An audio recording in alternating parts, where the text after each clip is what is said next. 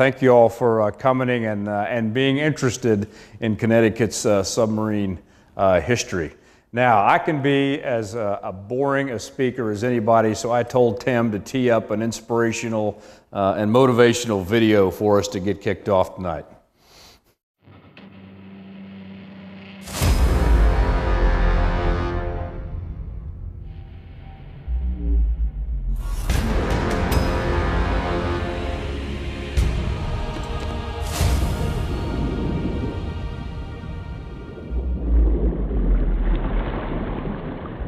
Submarine force represented about 3% of the Navy, and it sank 60% of the shipping of Japan. That's a rather remarkable statistic. And the war we didn't fight was a nuclear war. And we didn't fight that in great part because of our ballistic missile submarines. As a submariner who was familiar with the military, I felt that the Trident submarines were our key deterrent factor that prevented a holocaust of nuclear exchange. Submarine's the only stealth platform, only true stealth platform we think of it. I can tell you today the reaction from most people when they go down on our submarines is they recognize their technological marvels, their wonderful machines, but what impresses them even more than all that technology is the great quality of the sailor. The day that I decided to go to submarine school, which I'll admit was early on when I was a midshipman, was a very smart decision. In my view, it's the most fantastic organization of men the world's ever known. Good men, idealistic people, doing their darndest for their country.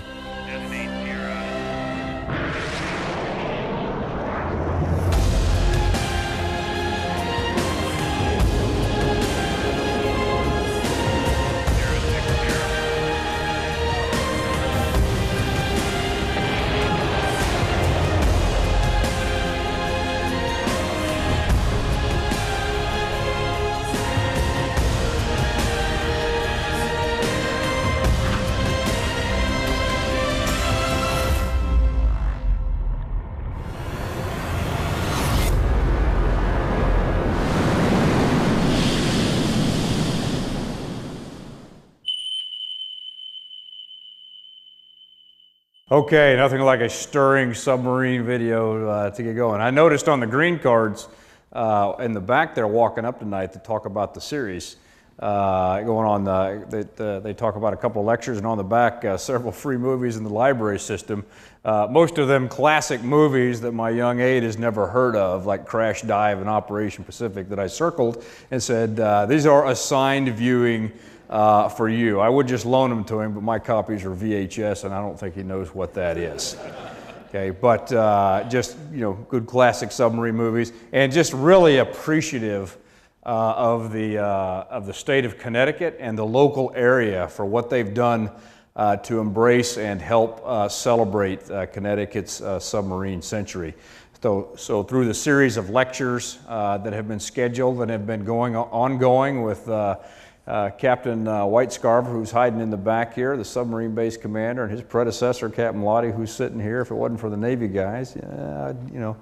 I wanted to tell you about where we're going in the submarine force. That was the topic for tonight. But to do that, I do want to step back just a little bit and go through a little bit of history, just from the perspective. So if you've been participating in any of the lectures and seen some of those, you may have heard some of these facts and figures and storylines in a different way, but I just want to talk about them tonight to help frame the context for where we're actually going.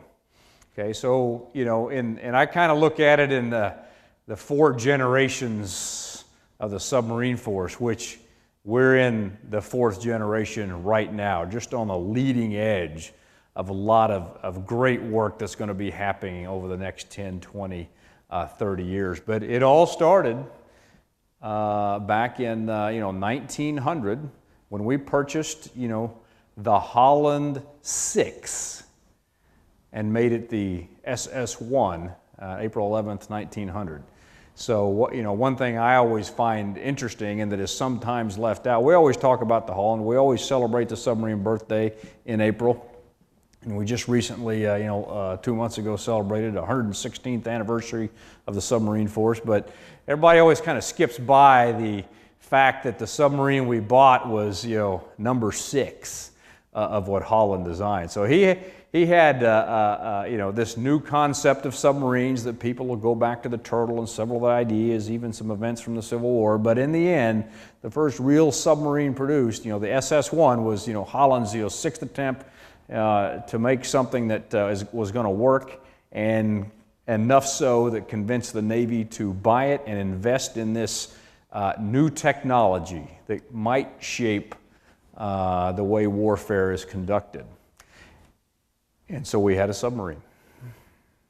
And what did we do with it? We did a lot of testing, a lot of trials, tried some things out, but we had the one, then we got a couple of more.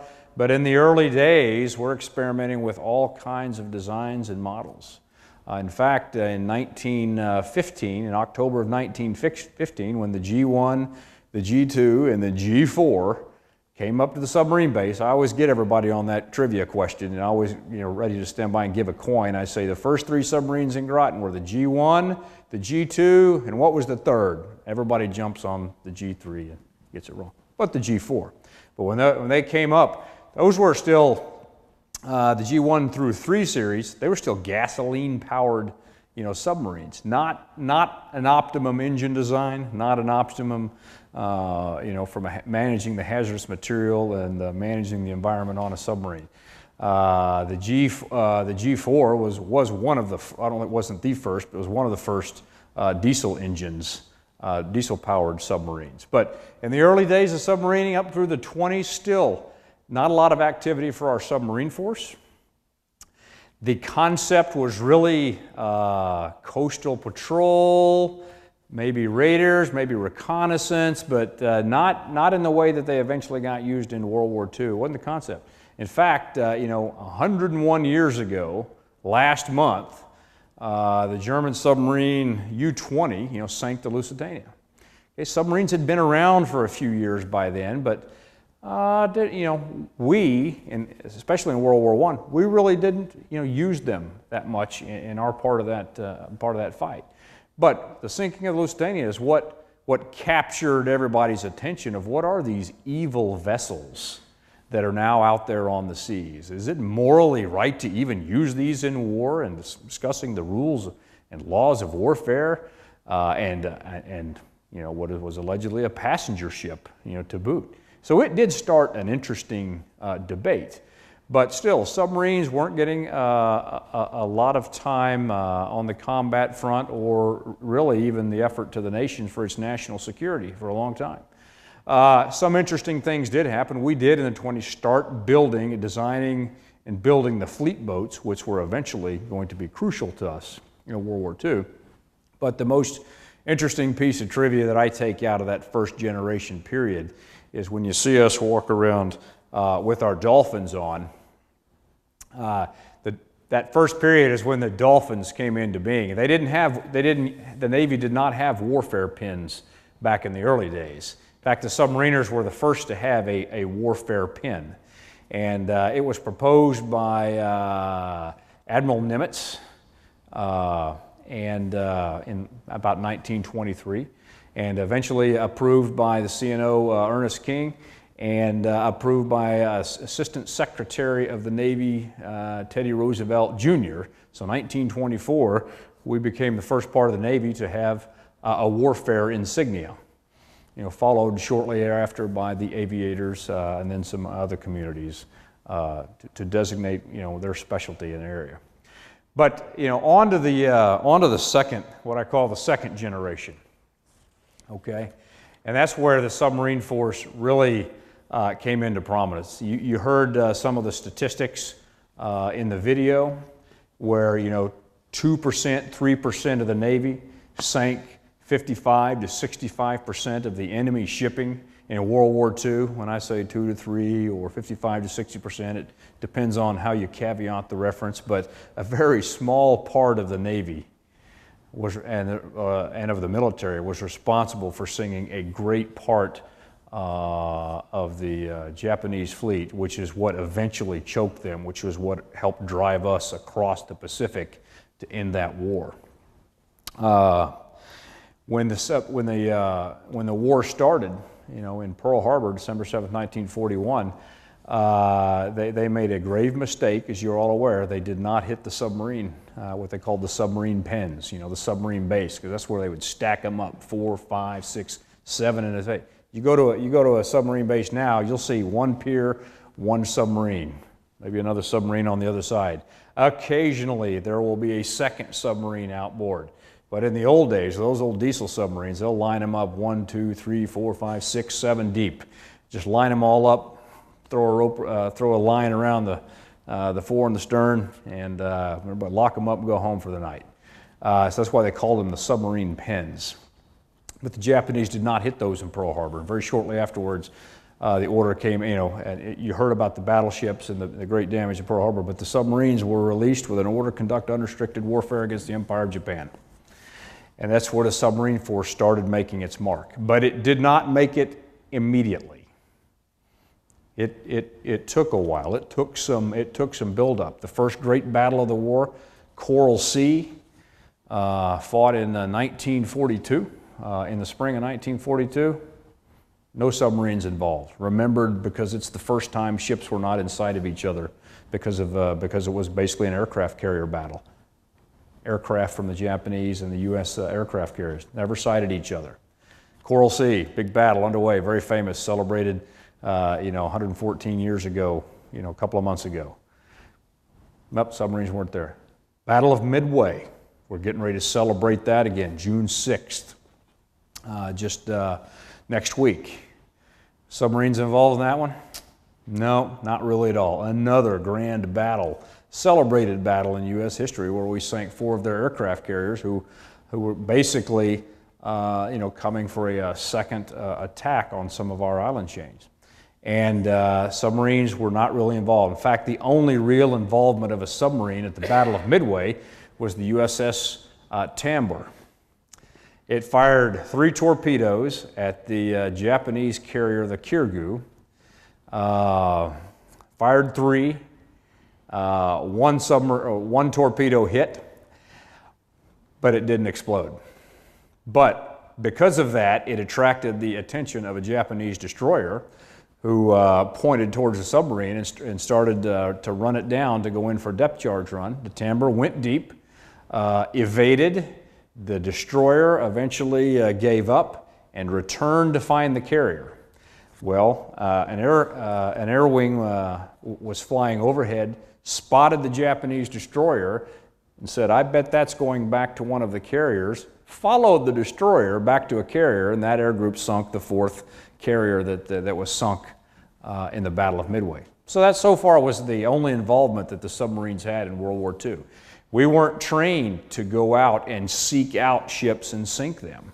We were trained in a very modest reconnaissance, reporting role, maybe some coastal operations. So it took that first year from a couple of daring and innovative captains, like Mush Morton. If you read about him, written by Dick in the book, Wahoo by Dick O'Kane, Morton was one of the early. Hey, this isn't what submarines are used for. We are to seek them out. We will surface and run towards and find ships, and we will sink them.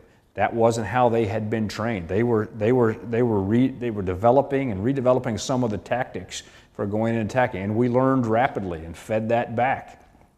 But overall, throughout the course of the war, in those short 4 years, the submarine force sank 1,200 Japanese warships, about 250, 1,200 Japanese ships, about 250 were Japanese warships.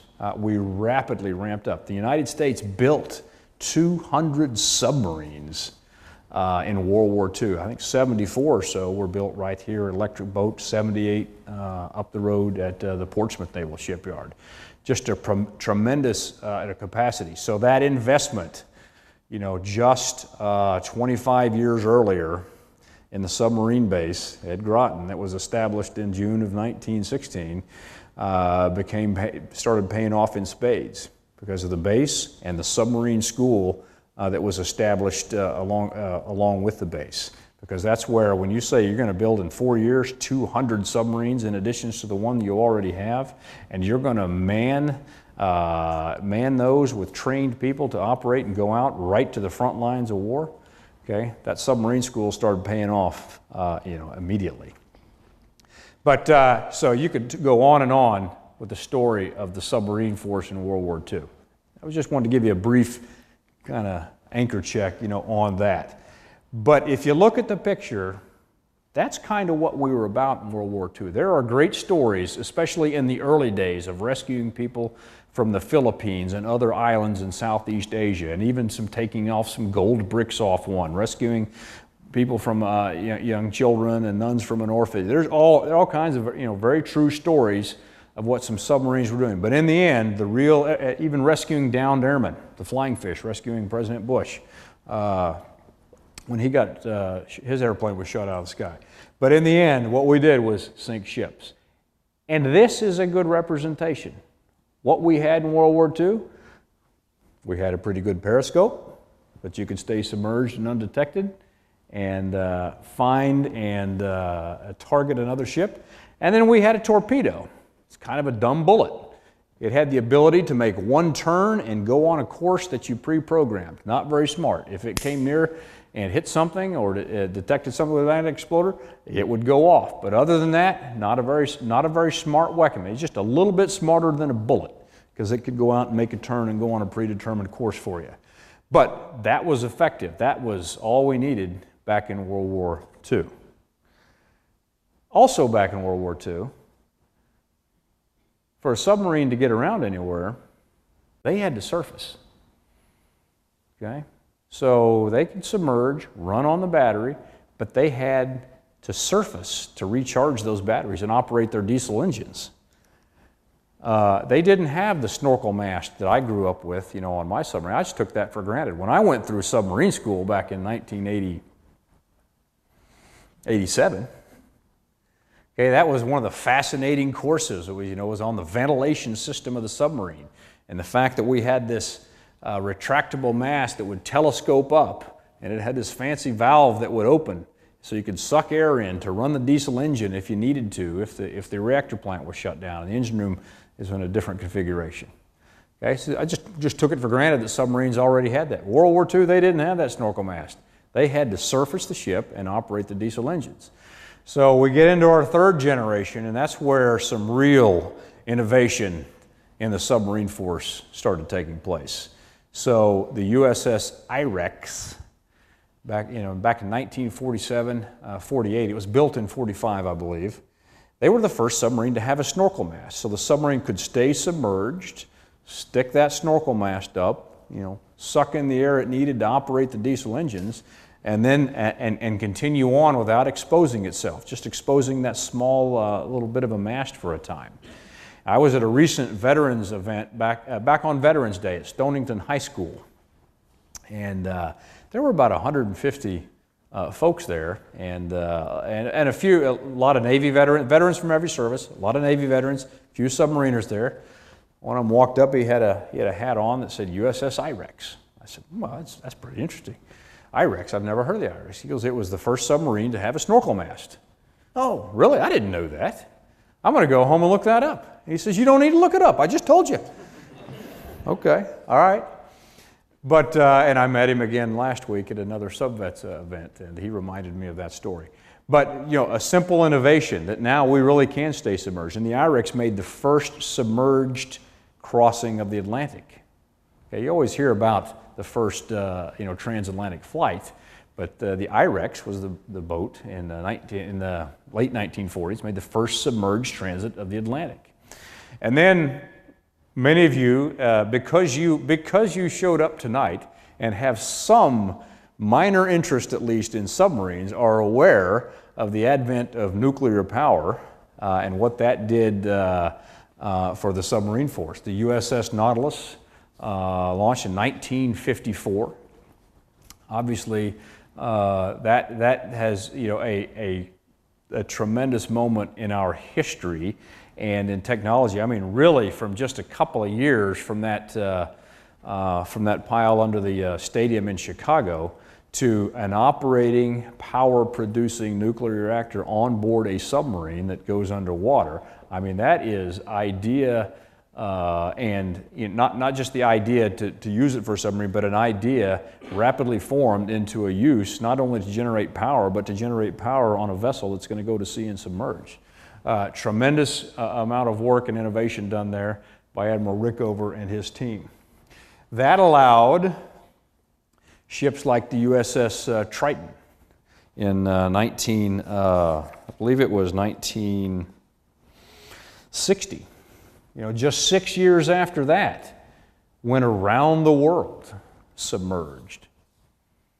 Okay, tried to generally retrace the path of Magellan. But I mean, if you think back to 1960, you know, 56 years ago, 66 years ago, goodness. Just a few short years after nuclear power was put on a submarine. It allowed the USS Skate in 1958 to go to the North Pole. You saw Admiral Calvert with a couple of brief clips on the video up front. I had the privilege about 11 years ago to sit at dinner with him and to hear his story about how the Skate was the first ship to surface at the North Pole. The Nautilus was the first to go to the North Pole under the ice, but she didn't surface at the North Pole.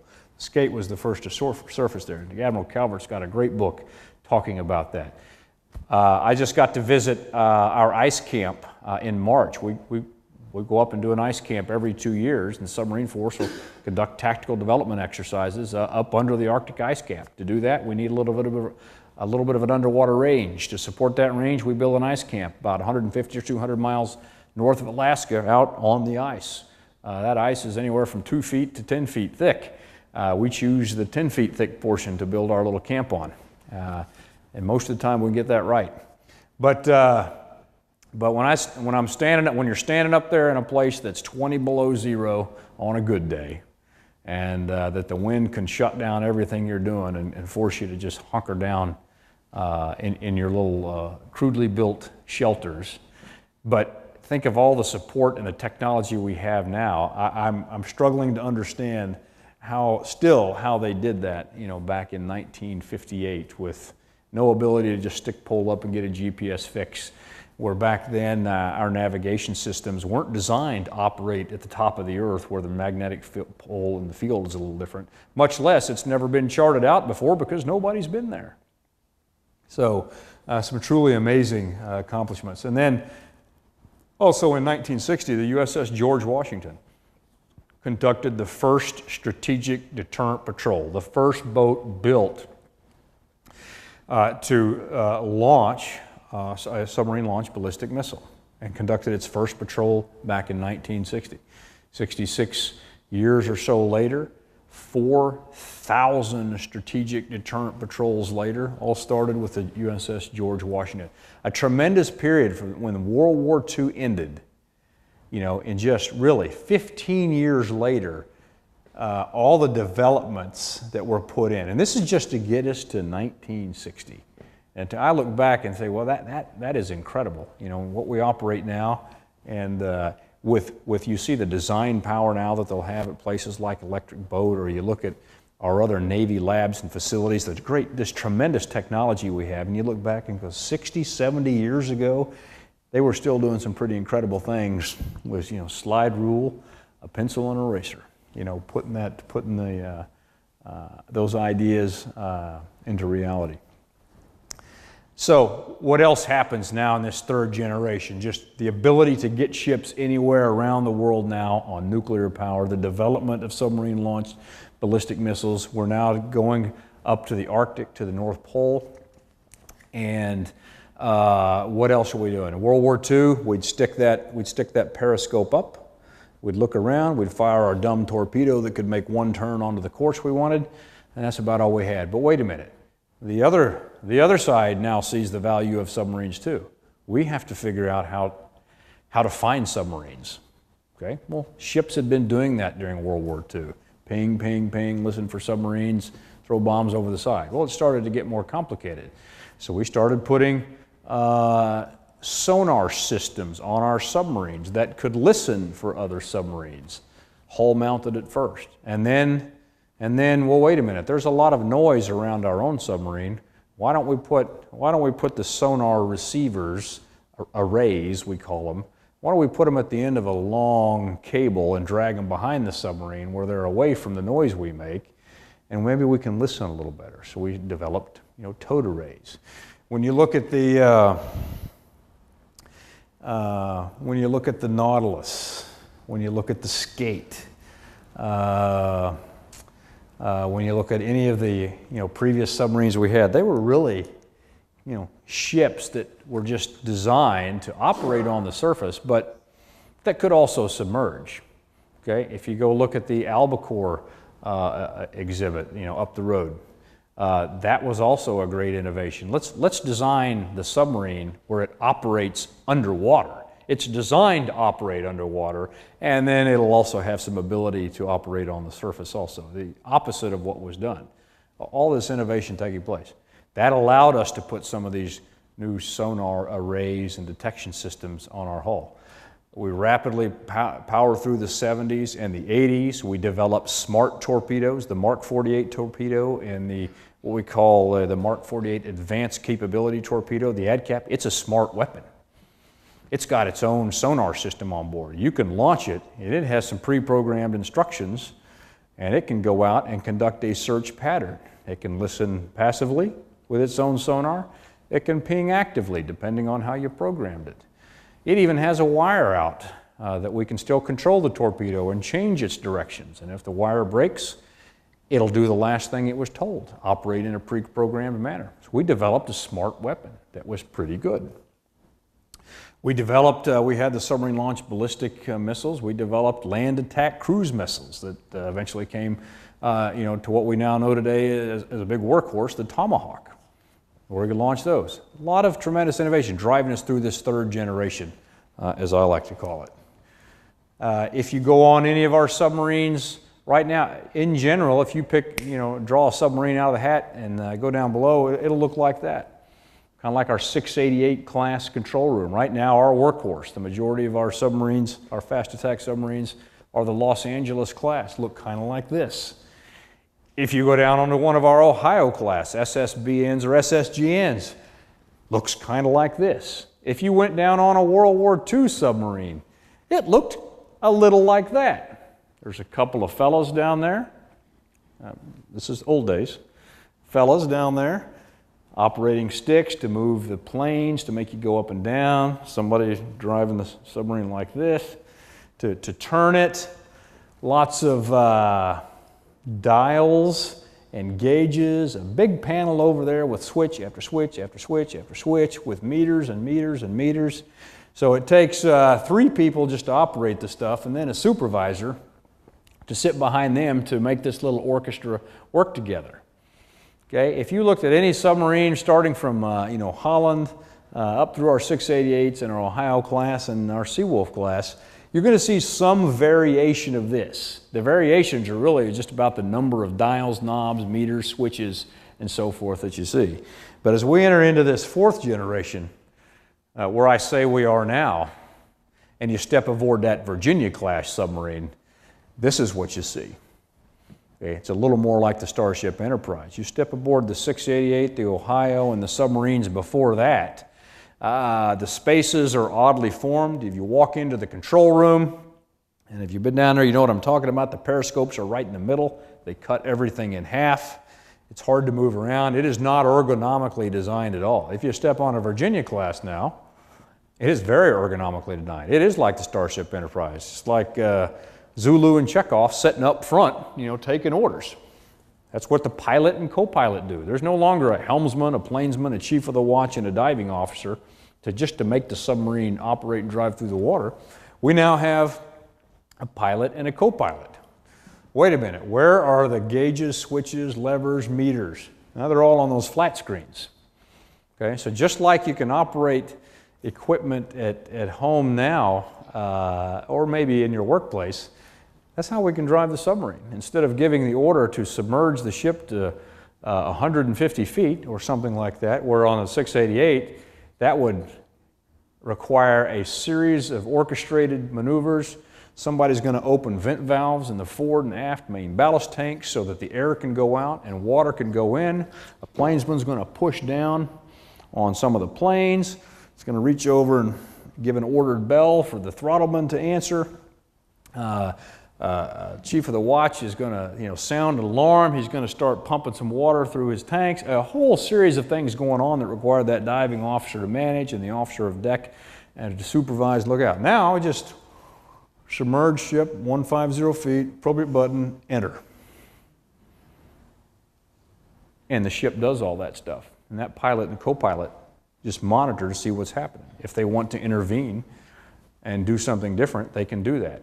But they're entering, and so they can focus on a much broader and bigger picture because some of the routine actions are just being taken or taking place in a pre-programmed manner and probably more efficiently than any set of humans is going to do it when you've got two instead of two people separately operating sticks and while another guy's pumping water on and off. The most efficient manner has already been calculated, and it's taking care of that, in the logical best order possible.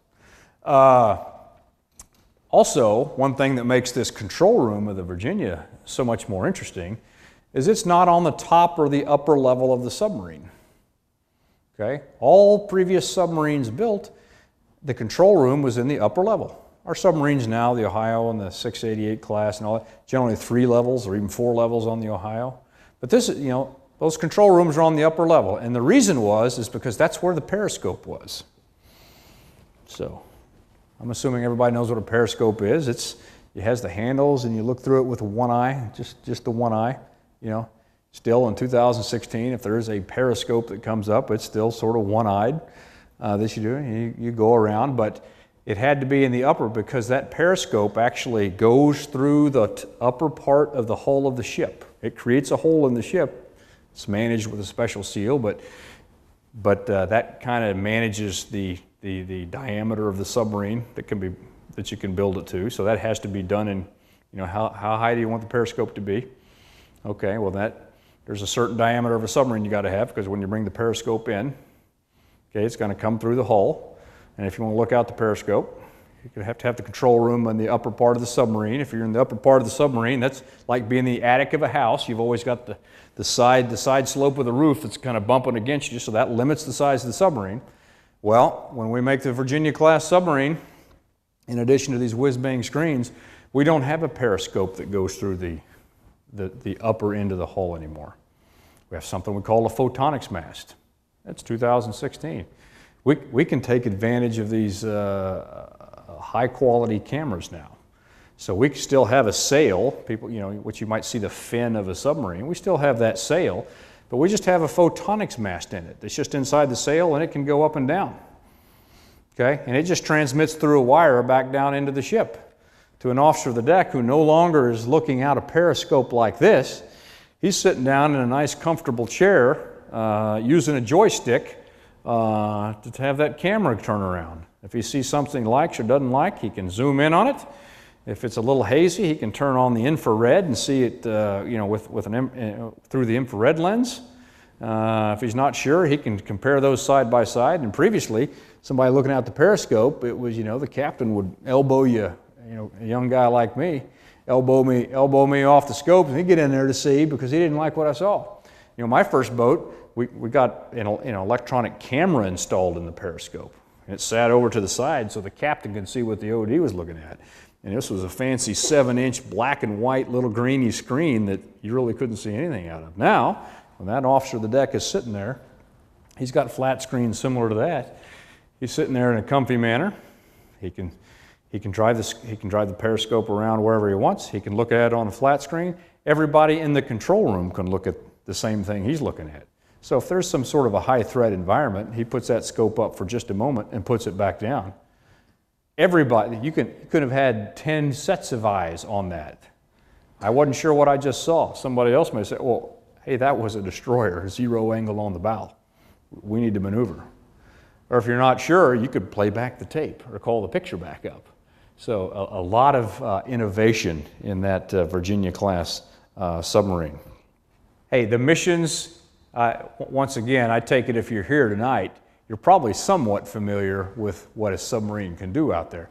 Classic missions where we can launch land attack, cruise missiles, strategic deterrence, are, intercontinental ballistic missiles launched from a submarine, submarine-launched ballistic missiles, SLBMs we call them, anti-submarine warfare, intelligence, surveillance, and reconnaissance, ISR. Submarines can go places that most people have never heard of.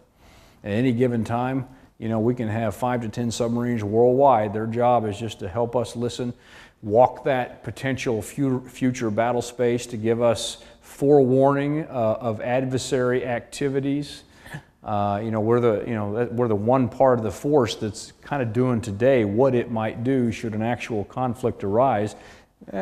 We may already be there, and we may already have experience in the area, know what the order of battle is in the area, and understand the environment very well. That's what we do with our ISR, because we can be there. Special Operations Force, we have the ability. We were doing that in World War II. You ever see the old James Garner movie, Up Periscope? That's on that. Show them that card. You got that card? They got that card. Up Periscope's one of the movies coming out. That's a great movie. I think Alan Hale Jr. was the first lieutenant or something like that. But they launched James Garner out, and the crusty old captain says, "If you're not back in exactly 5 days, I'm leaving you here." So he had to go out onto some island occupied by the Japanese, carry out a mission, and of course he's swimming back as the submarine's leaving, and a weak wrap on the outside, and they bring him back in. We've been able to do that for a long time, but now we have the ability, with much more sophistication, to bring along, sealed delivery vehicles, have much better capability to launch special forces in and out of the submarine. In fact, the Virginias are built with that capability. We just don't use our normal hatches to go in and out of a submarine. The Virginias are built with the capability to do that in mind. Many other missions. But here's where we are still. You heard me talk about World War II. Our periscope, our one eyeball, and kind of a dumb weapon. If you look at where we are now, we've expanded that quite a bit. We have multi-purpose sensors, periscopes, arrays, things that can detect all kinds of activity. But we still have really one type of torpedo, that advanced capability Mark 48. We call it the ADCAP.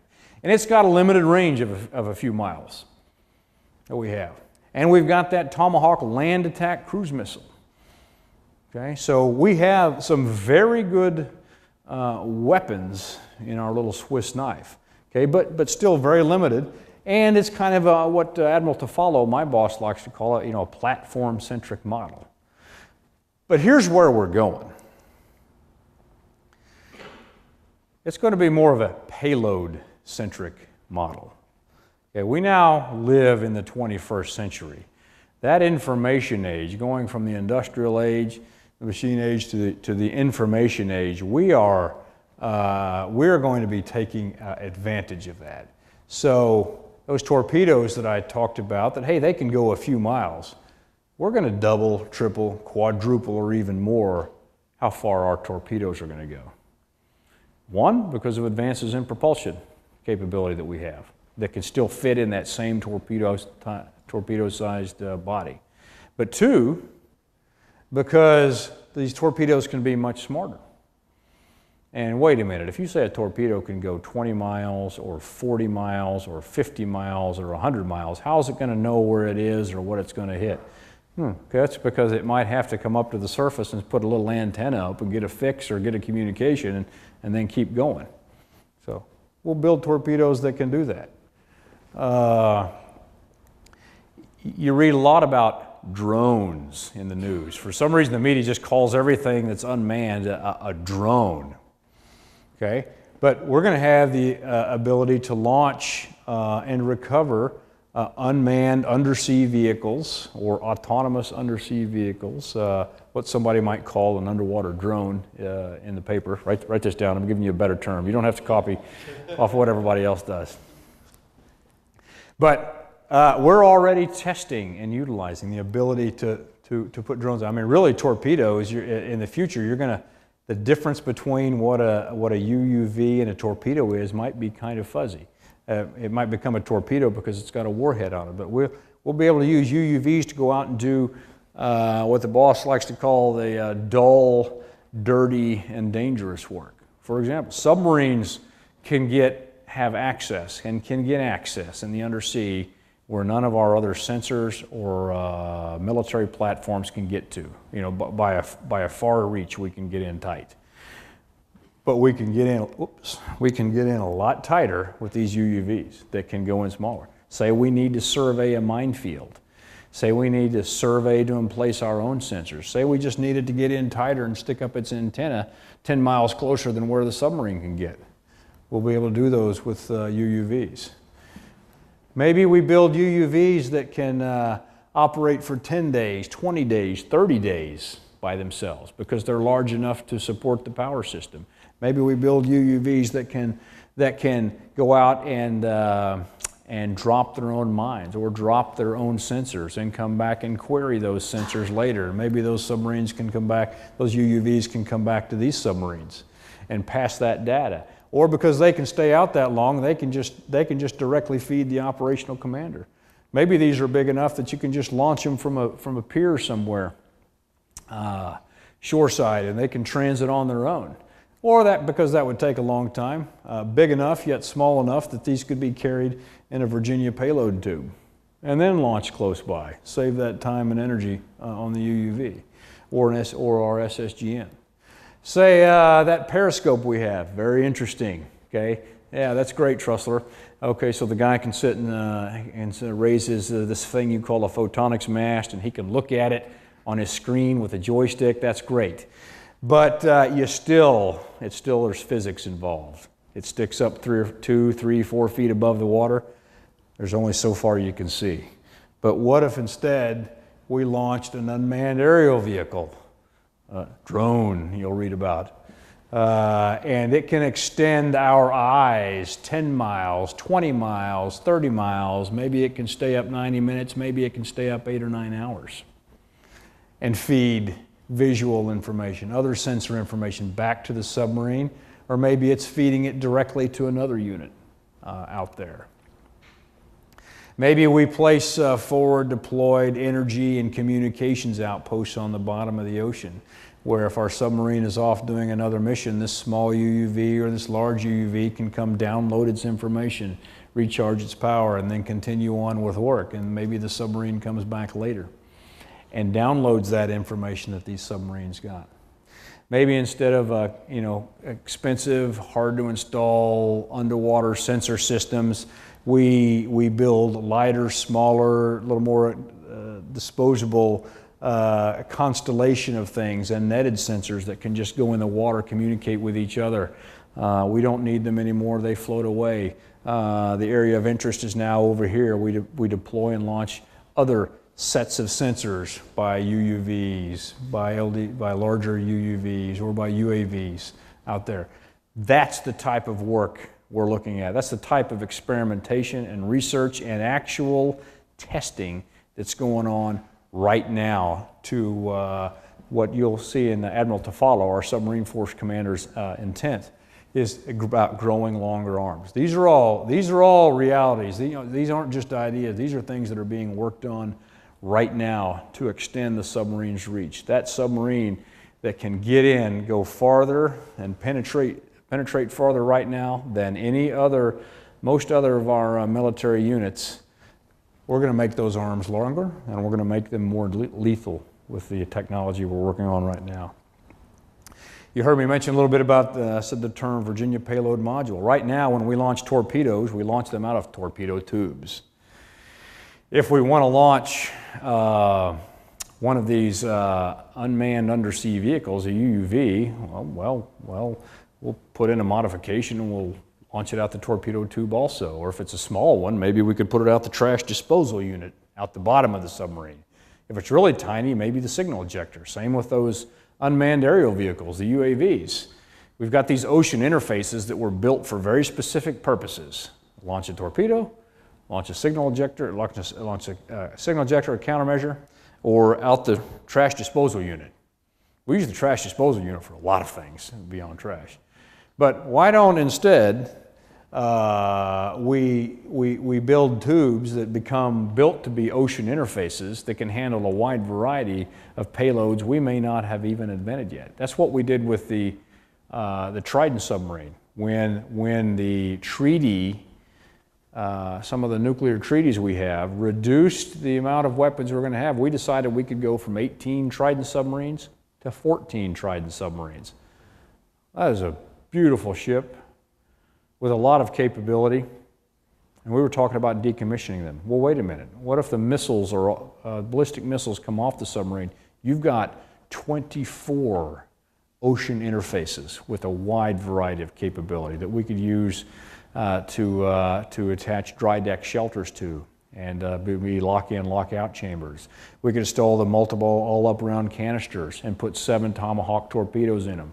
And maybe one submarine someday, like the Florida, could launch about 100 of them during the Libyan conflict of the Arab Spring back in 2011. Great potential. So when we built our Virginia, it was already on the drawing boards. The first few came out. We replaced some of the vertical launch tubes you'll see in our 688 and Seawolf submarines with a Virginia payload tube up front, forward of the sail, forward of the sail, like this. Okay, that's interesting. It doesn't get you a lot of payload. That just makes these canisters a little more, you can put a different type of canister, Vice 12 small tubes. So that was a good innovation, but when the Block 5 Virginia comes out, it's going to have what we call this Virginia payload module. When the SSGNs, the first 4 Tridents built, start going away in the mid-2020s, we're already going to start having Virginia payload modules in place. Our Virginia-class submarine, extra section added with 4 Virginia payload models. It's going to reduce drastically the amount of submarine payload that we're going to lose when those SSGNs go away. Those could be Tomahawk missiles, those could be large diameter UUVs or small diameter UUVs or unmanned aerial vehicles. We've designed an ocean interface that's meant to be an ocean interface for many types of payloads that might come out of them. We're not building it to launch a torpedo and then we convert everything else to it. We've developed something that can be done, that can support a wide variety of payloads. It doesn't matter what we invent 10 years from now, this will be able to support it.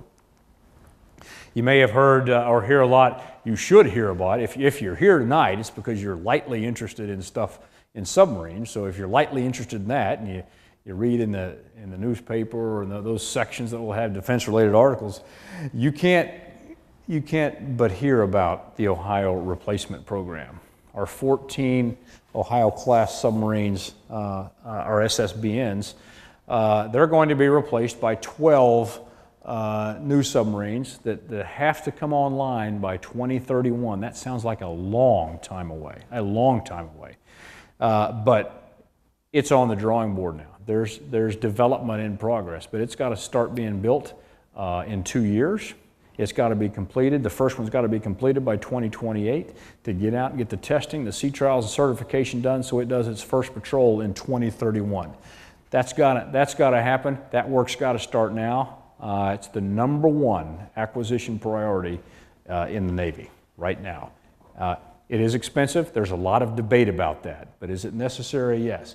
But we're taking those lessons from this highly successful, very successful Virginia-class submarine program that's producing these marvels, and I hope you all get to tour one someday to see what I'm talking about on some of these. But some tremendous innovations. We're going to go to electric drive. I think the Leonard P. Lipscomb and the Tullabee, we experimented 40, 50 or so years ago with an electric drive by steam-driven turbine through a big reduction gear, driving a shaft, driving a propeller. It's going to be a motor driving that. There's a lot of advantages and a lot of quieting that can be had to make a submarine quieter with this electric drive. We're building the ship from the ground up to have electric drive. It's going to have, like the Virginia, it's going to have a reactor core that goes the life of the ship. We're building all about the construction. You know, we now, if you understand about our Virginia-class submarines, they're built in modules, several different modules assembled up at Electric Boat and down at Newport News, Huntington Ingalls, and and there's a little back and forth arrangement about who finishes off the ship. But that modularity, more of those lessons are rolled into the Ohio program. An integrated tube and hull construction that's going to save a lot of money and make the construction of the submarine much easier. A program we share with the UK.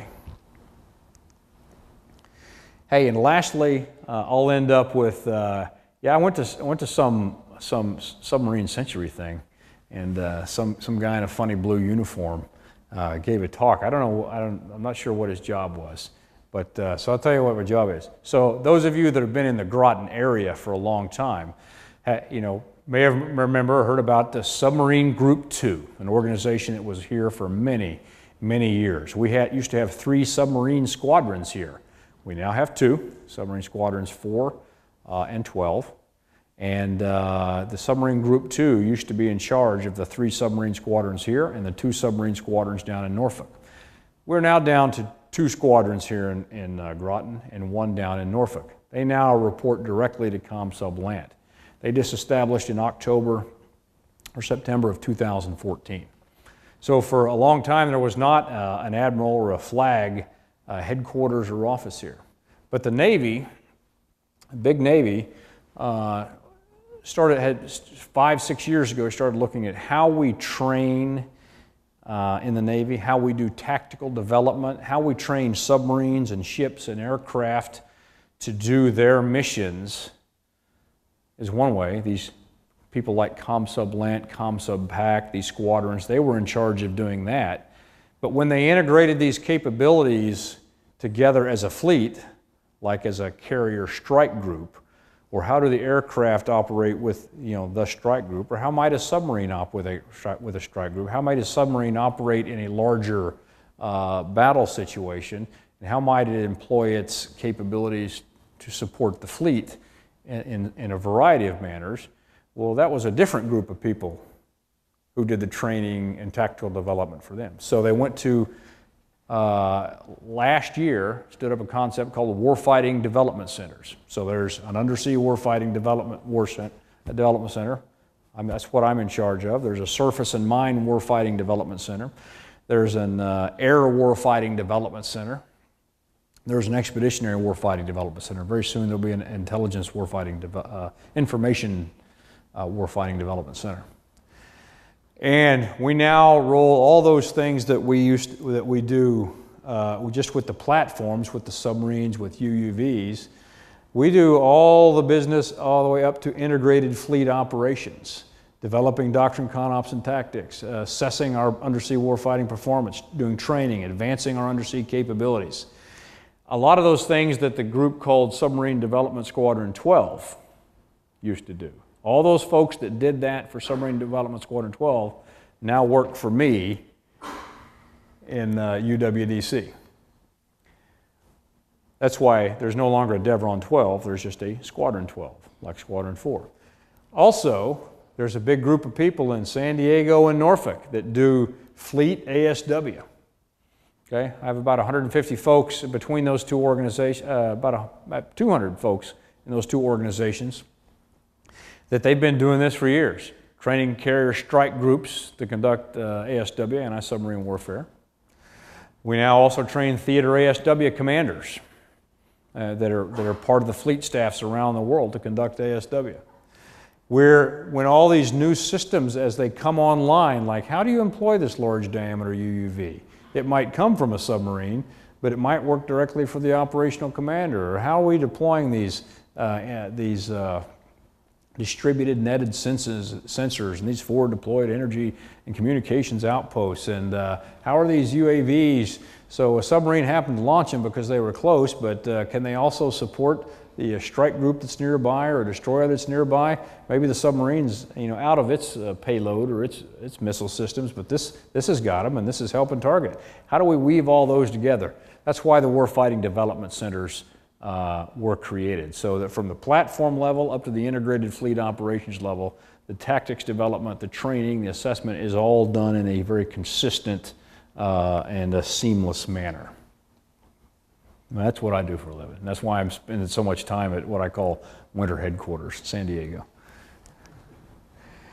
And lastly, I'll just end up with the Secretary of Defense came through last week, Ashton Carter.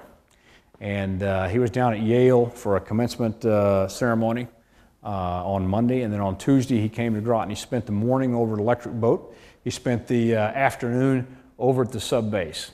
The next day, last Wednesday, he went up to Newark and Newport.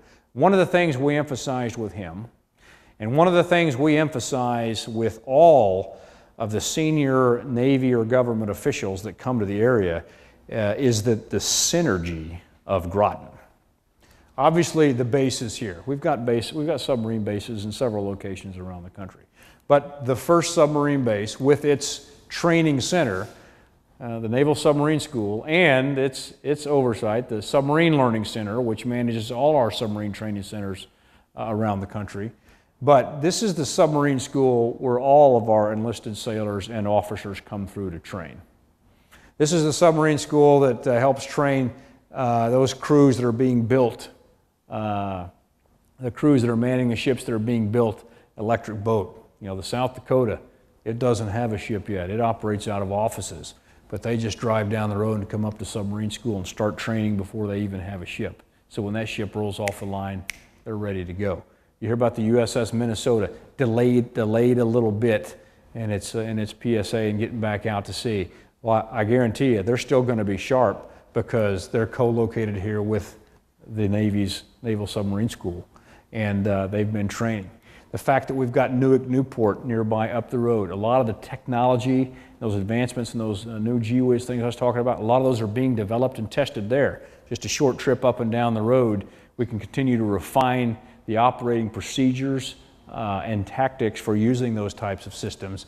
And so that's why they stuck this Undersea Warfighting Development Center here in Groton to continue and build upon that synergy that exists in the area. We stood up about a year ago in September. Congressman Courtney helped out, and that's my boss, Admiral Jeffrey. So we took over the old Group 2 building. A lot of people ask me, are you a new Group 2? No, completely different organization. I appreciate your interest in getting out in the middle of a week on a great spring day like this to come and hear about the submarine force. Thank you very much.